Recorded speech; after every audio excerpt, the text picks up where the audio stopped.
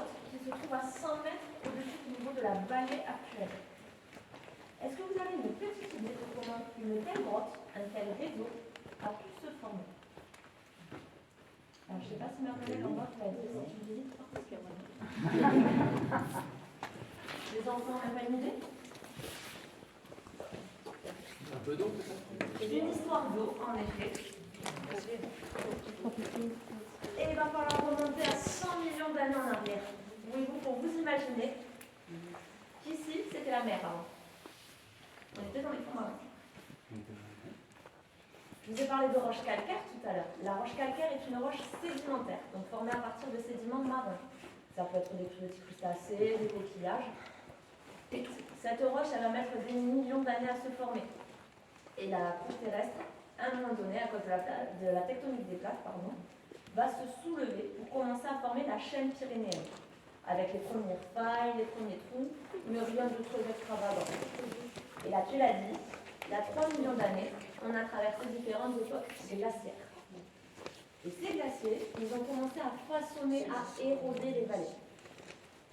Et à la fin de ces ères glaciaires, l'eau provenant de cette glace s'est infiltrée dans les failles déjà existantes et a fini d'éroder la roche pour former les galeries, telles qu'on peut les voir aujourd'hui. On voit quelque chose.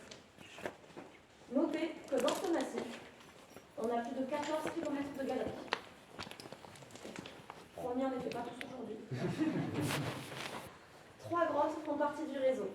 La première, Vizillette, Lombrive, avec ses 7 km de galeries. La deuxième, Millau, un petit peu plus connue. Et la dernière, la grotte de Sabar, qui est fermée au public, étant très difficile d'accès. Néanmoins, depuis que l'eau des glaciers ne circule plus dans toutes ces galeries, on a commencé à avoir quelques petits changements, quelques petites transformations.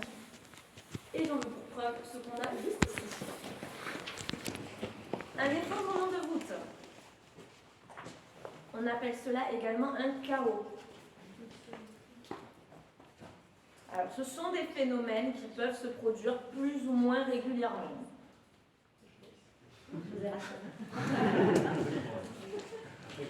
Je vous rassure, celui-ci date d'il y a quelques milliers d'années.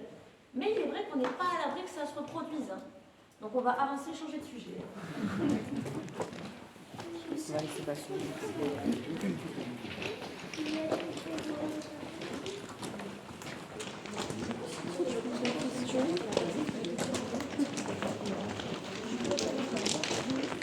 Je fais pas beaucoup de vidéos, c'est bien. Bon, qu'est-ce que je serais restée en petit t-shirt. On voit ça va, ça passe. C'est cool.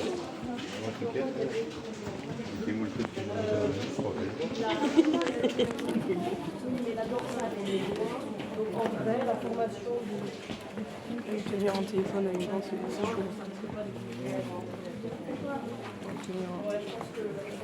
Alors, une seulement, pas pour si tu tombes, c'est compliqué. Pas besoin d'être. Oui, je sais.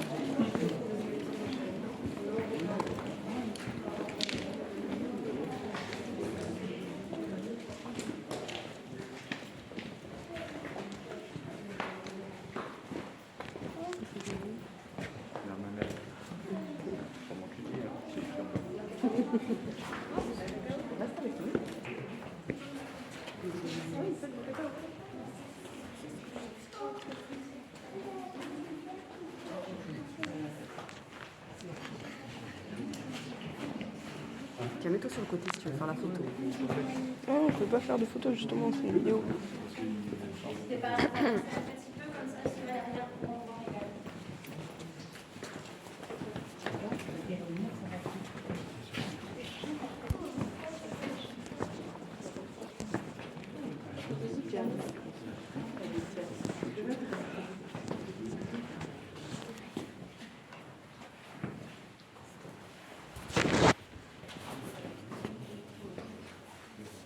Alors, si tout à l'heure on était dans la salle des 1000 stalactites, ici on se trouve dans la salle des 1000 colonnes.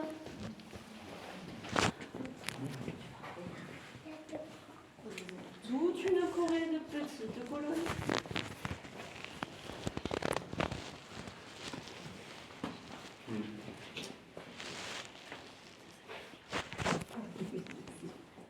comme on peut le voir parfois, un petit peu moins petite. Hein. Elle est plus grosse. Il y avait une grosse fuite là. Et on le sait, la nature fait quand même très bien les choses.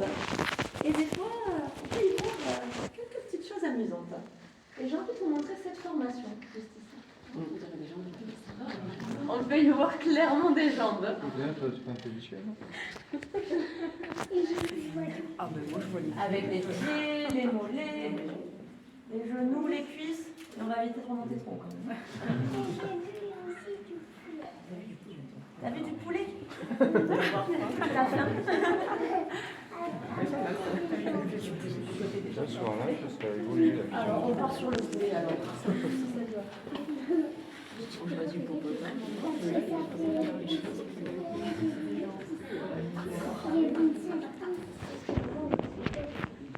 Et je pense que vous n'êtes pas passé à côté de cet ensemble de stalactites plutôt imposant. Et on a décidé de l'appeler les mamelles. C'est comme le pied des vaches. Tu sais là où on prend le lait. Mais moi, avec la tête, j'ai aussi la tête du On l'appelle aussi la molaire des fois. Bon, bien évidemment que vous voyez ce que vous voulez, hein, je vous oblige à rien. Moi, je vais dire C'est très bien le lion. Il va me renommer toutes mes stalactites.